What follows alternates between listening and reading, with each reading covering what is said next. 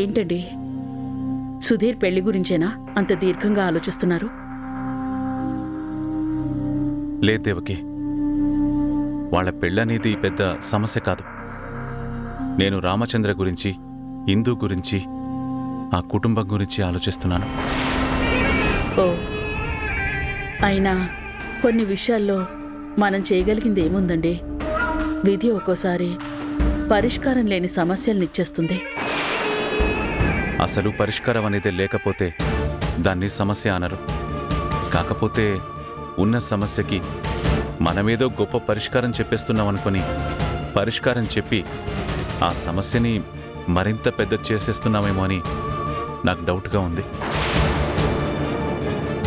మీరేమంటున్నారో నాకు అర్థం కావట్లేదండి. ఇందు ప్రణయున్న జైలుకు వెళ్ళి తనని కలిసొచ్చింది. అవునా? విడాకులు అనుకున్నారు, మళ్ళీ వెళ్ళి కలవడం ఏంటి? అతనొకసారి ఇందుని కలవాలని, తనతో మాట్లాడాలని వాళ్ళమ్మతో చెప్పి పంపించాడు. ఆవిడొచ్చి ఇందు కాళ్ల వేళ్ల పడి బతిమలాడుకున్నట్టుంది. పాపం ఎంత కాదనుకున్నా ప్రేమించి పెళ్లి చేసుకుంది కదా. ఎక్కడో ఒక మూల సాఫ్ట్ కార్నర్ ఉంటుంది. పైగా ఇందు వచ్చి మాట్లాడకపోతే జైల్లోనే ఏదైనా అఘాయిత్యం చేసుకుంటానని అన్నాడట. వాడేం చేసుకుంటాడో అన్న భయంతో ఈ అమ్మాయి అతని దగ్గరికి వెళ్ళింది. తీరా వెళ్ళాక ప్రణయ్ ఇందుతో మాట్లాడుతూ, నేను మానసికంగా సరిగ్గా లేను, మెంటల్ హెల్త్ బాలేదు, నాకు కౌన్సిలింగ్ ఇప్పించండి, సైకియాట్రిస్ట్ దగ్గర ట్రీట్మెంట్ ఇప్పించండి, నన్ను మంచివాడిగా మార్చండి, అందరితో కలిసి నాకు సంతోషంగా బ్రతకాలని ఉందని ఏదేదో చెప్పాడట. అదే విషయాన్ని ఇందు వచ్చి ఇంట్లో చెప్పింది. రామచంద్రకి, మధుకి అది అసలు ఏమాత్రం ఇష్టం లేదు. ఇందు ఏమో విడాకుల పిటిషన్ని దాఖలు చేయకుండా ఆపమని, అతనికి ఒక అవకాశం ఇవ్వమని వాళ్ళ నాన్నతో అంటుంది. రామచంద్రకి అది సుతరాము ఇష్టం లేదు.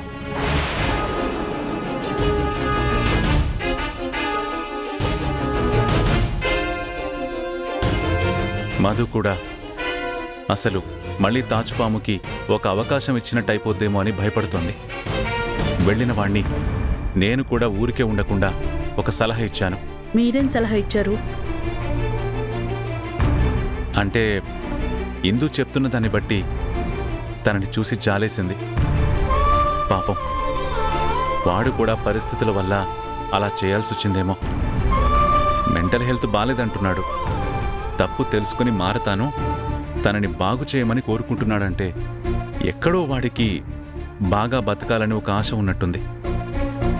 క్షమించి అవకాశం ఇస్తే బావుంటుంది కదా అనిపించింది. అదే మాట రామచంద్రకి, మధుకి చెప్పి కన్విన్స్ చేశాను.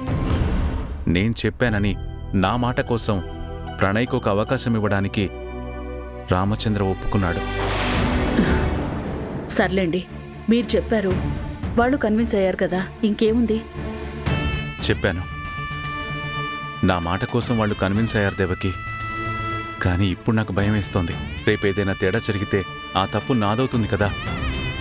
నాకు చెడ్డ పేరు వచ్చేది పక్కన పెడితే ఇందు జీవితం ఏమవుతుందో, ఆ కుటుంబ పరిస్థితి ఏమవుతుందో, రామచంద్ర ఏమవుతాడో అని చాలా భయంగా ఉంది.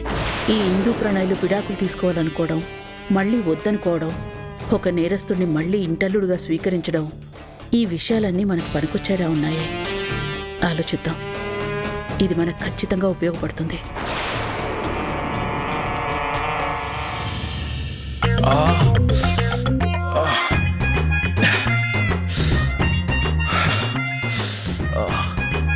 ఈ రాక్షస్తో జాగ్రత్తగా ఉండాలి. తనతో క్లోజ్ అవ్వాలని ఏ ఐడియా పడితే ఆ ఐడియా అప్లై చేస్తే నన్ను క్లోజ్ చేసేలా ఉంది. తలనొప్పిగా ఉంది. కాస్త కణతలు వత్తమని అడిగితే మొహం మొత్తం తైలం పూసేసింది. అబ్బా, మంట ఇంకా తగ్గట్లేదు.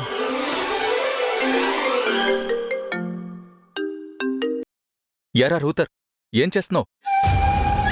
నేను ఈ సమ్మర్కి సమ్మగా బీరేసుకుంటున్నాను గాని మీరేం చేస్తున్నారు?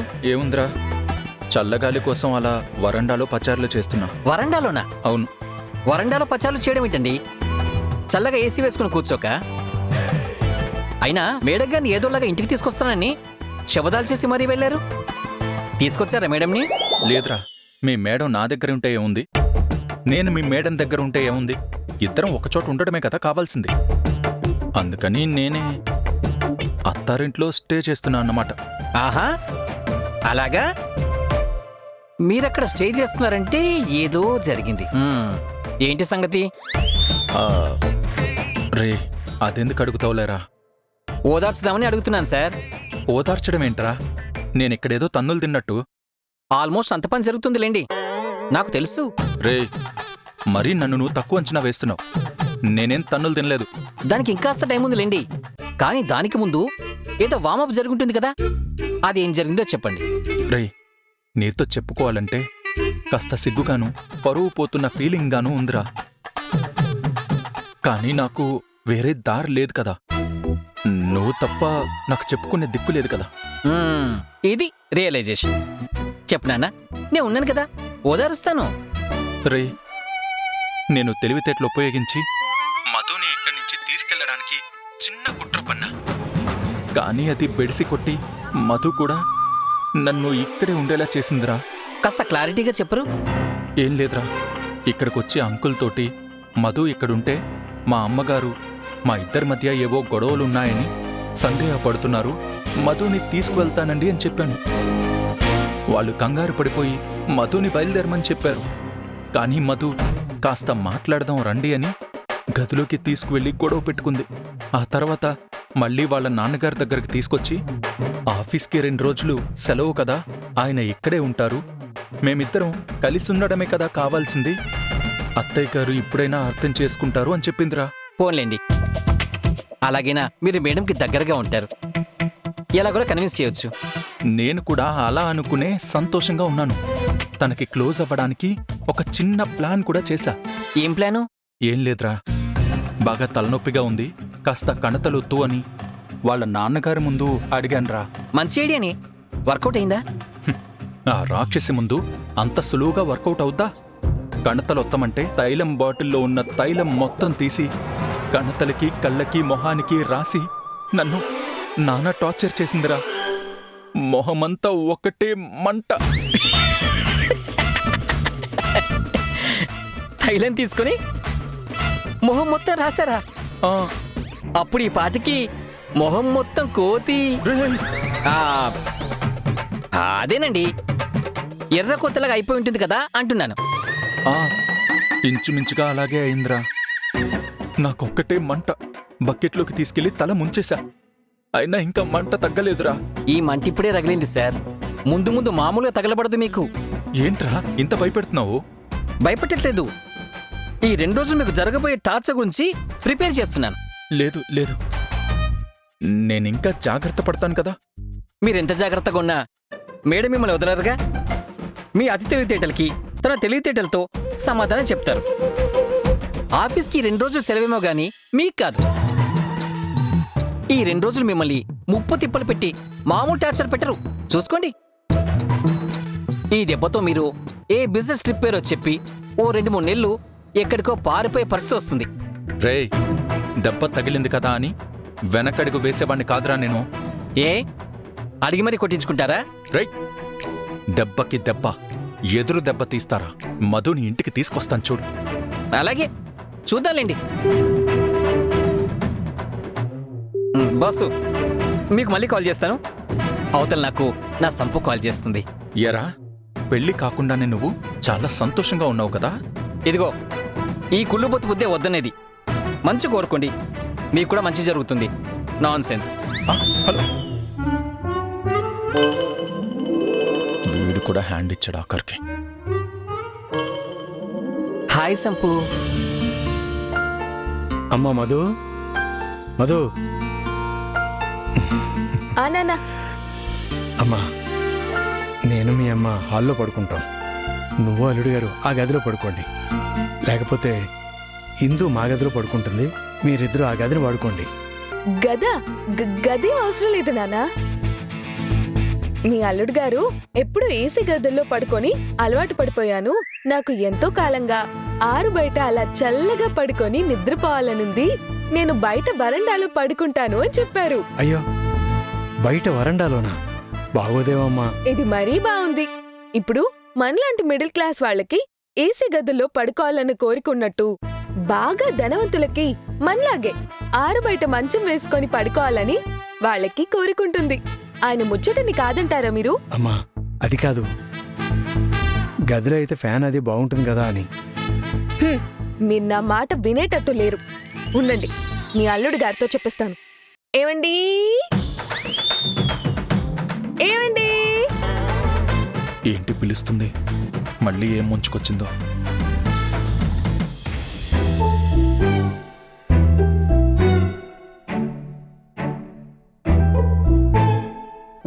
మధు, చెప్పు. చూడండి, మీ మావయ్య గారు ఏమంటున్నారో. మామయ్య గారా? దేని గురించి?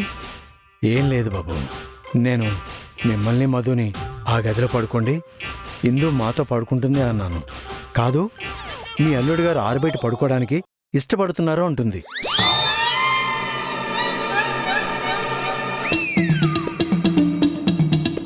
ఆరుబయట ఎందుకులే అల్లుడు గారు, గదిలో పడుకోండి, ఫ్యాను అది బాగుంటుంది.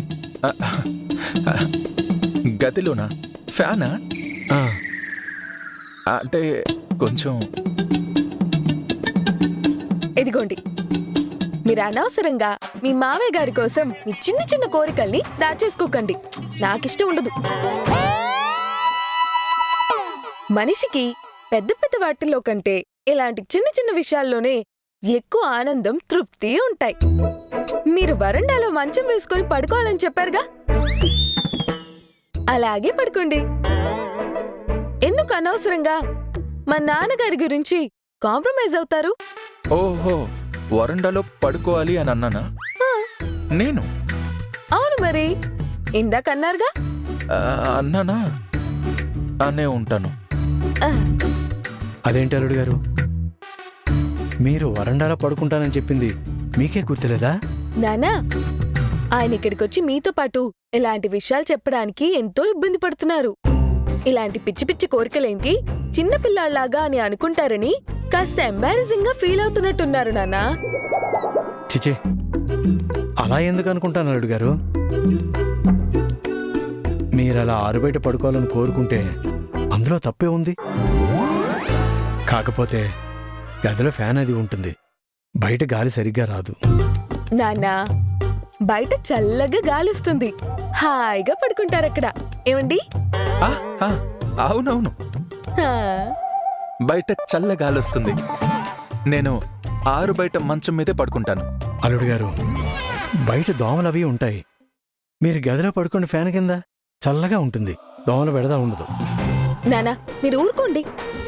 ఆయన ఎందుకింత ఇబ్బంది పెడుతున్నారు? ఆయన మొహం చూడండి. ఇలా ఆయన చిన్న చిన్న కోరికల్ని కూడా తీర్చకుండా మీరు అడ్డుపడుతున్నారని మొహం అదోలా పెట్టుకున్నారు. అసలు ఆయన్ని దోమలే కుట్టవు.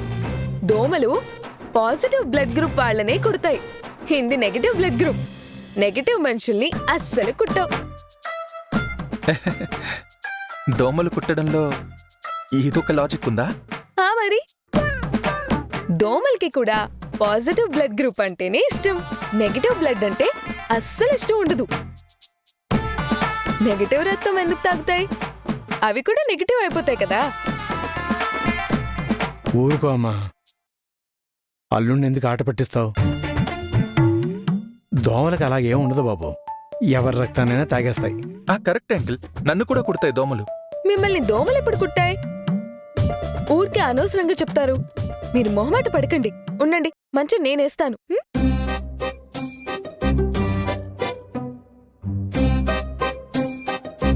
ఒక్క నిమిషంలో మీ పడక సిద్ధమైపోద్ది. మీరు హాయిగా ఆరు బయట చల్లగా పడుకొని కలలు కంటూ నిద్రపోవచ్చు.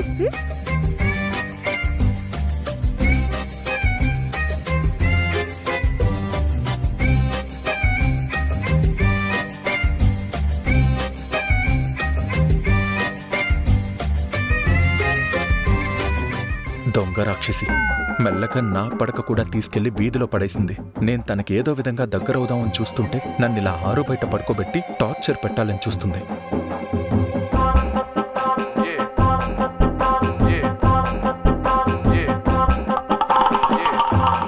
ఏమిటి రండి. మ్మ్.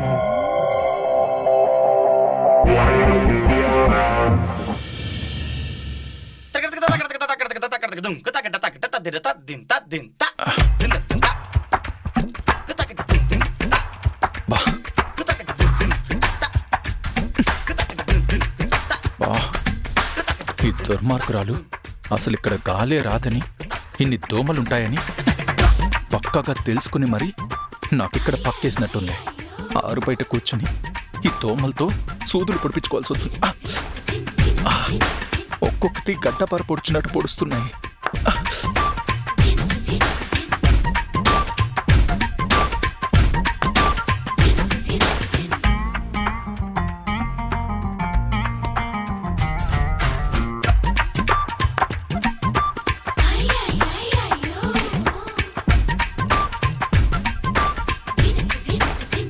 ఈ రాత్రికి కలలు కంటూ నిద్రపొమ్మంది.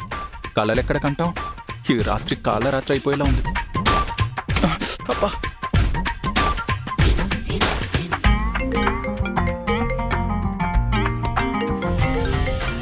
బా, వీడొకడు దోమలే ఒక పక్కన పొడుస్తూ ఉంటే వీడింకా మనల్ని పొడుస్తాడు. ఏంట్రా నీ బాధ? నాకేం బాధలేదు సార్. నేను ఇక్కడ హ్యాపీగా మందేసుకుంటూ ఉన్నాను. మీరు బాధలో ఉంటారు, ఓదార్దామని చేశాను. రే, నేనిక్కడ పడే బాధ కంటే నువ్విలా ఫోన్ చేసి టార్చర్ చేస్తున్నావు చూడు, అది ఇంకా హింసగా ఉందిరా. అవునా? బా, ఒకసారి బాగా ఆలోచించుకోండి. నా హింస బెటర్గా ఉందా, అక్కడ హింస బెటర్గా ఉందా? లేదులేరా, నువ్వే కాస్త నయం. ఇక్కడ పరిస్థితి చాలా దారుణంగా ఉంది. అనుకున్నాను బాసు. నేను ఇక్కడ 2 బీర్ తాగుతున్నప్పుడే మీరక్కడ నరకాన్ని ఎంజాయ్ చేస్తుంటారని నాకు అనిపించింది. ఈ నరకంలో కనీసం నాలంటాడు ఓదార్పు లేకపోతే అది ఇంకా నరకంగా ఉంటుందని ఓదార్చడానికి ఫోన్ చేశాను. నరకం ఇలా ఉంది బాసు, బావుందా? రే, నువ్వు ఓదారుస్తున్నట్టు లేదురా.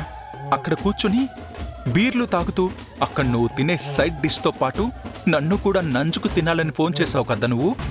బాసు, ఇప్పుడు అన్నీ మీకు ఇలాగే అర్థమవుతాయి. ముందు సరిగ్గా అర్థం చేసుకోండి. నేను ఏదో ఒక విధంగా సాయపడదామని, సమస్య ఏంటో తెలుసుకుందామని ఫోన్ చేశాను. సమస్య తెలుసుకుని నువ్వు చేయగలిగిందేముందిరా? కనీసం నేను పడుకోవడానికి గది కూడా ఇవ్వలేదు. మంచం తీసుకొచ్చి వరండాలో పడేసింది. వాళ్ళ నాన్నగారు అప్పటికి, అల్లుడు గారు మీరు గదిలో పడుకోండి, బయట దోమలుంటాయి, గాలి రాదు అంటే ఆ రాక్షసి ఏం చేసిందో తెలుసా?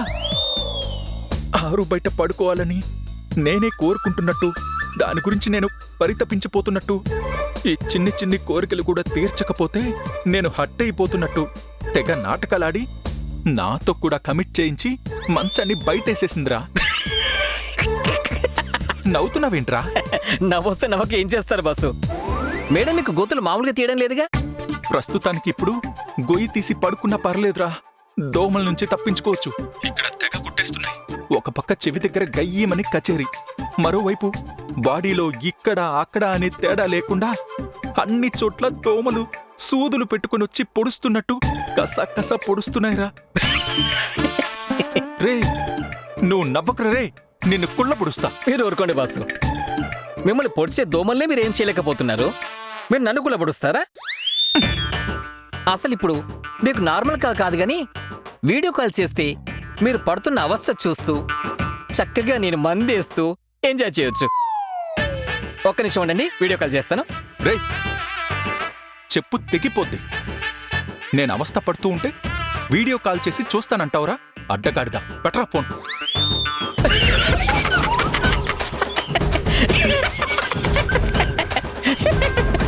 పాపం బాసు, నన్ను వేపుకు తిన్న పాప ఊరికే పోతుందా? ఒకవైపు భార్యతోనూ, ఇప్పుడు దోమలతోనూ, రెండింటితోనూ సతమతమైపోవాల్సిందే. Enjoy boss.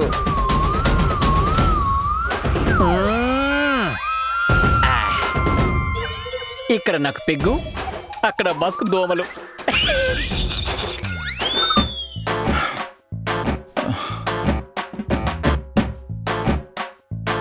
ఇంకా లాభం లేదు.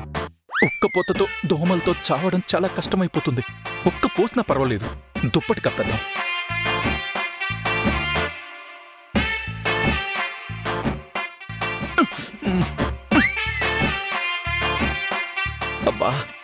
దుప్పటి కప్పేసినా పైనుంచి పొడుస్తున్నాయి. ఒక్కొక్క దానికి ఎంత పొడుగుందో ముళ్ళు. అయ్యో,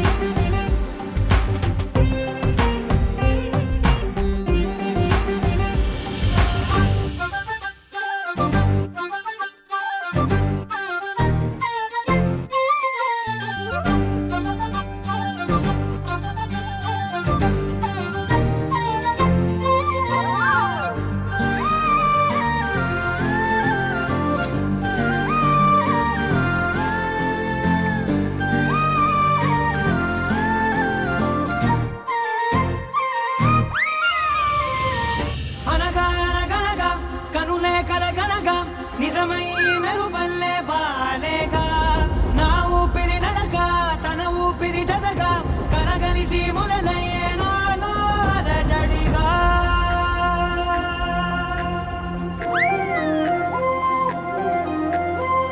ఎంతైనా భర్తంటే తనకి ప్రేమే. ఇలా అవస్థపడుతూ ఉంటే పగ చూపించలేక ప్రేమతో ఫ్యాన్ని, మస్కిటో కాయిల్ని పెట్టేసి వెళ్ళింది. తన మనసులో ఈ మాత్రం సందు దొరికితే చాలు, ఆ సందులో దూరిపోతా. దోమలు రండే, ఇక మీరు నేను తేల్చుకుందాం.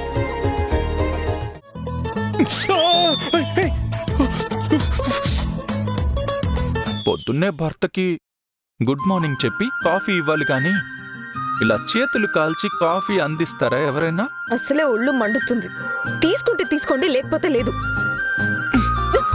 ఉన్న మాట పైకి చెప్పనంటూ లోపలేమో నన్ను ఒప్పుకుంటూ నువ్వలా ప్రేమించవే.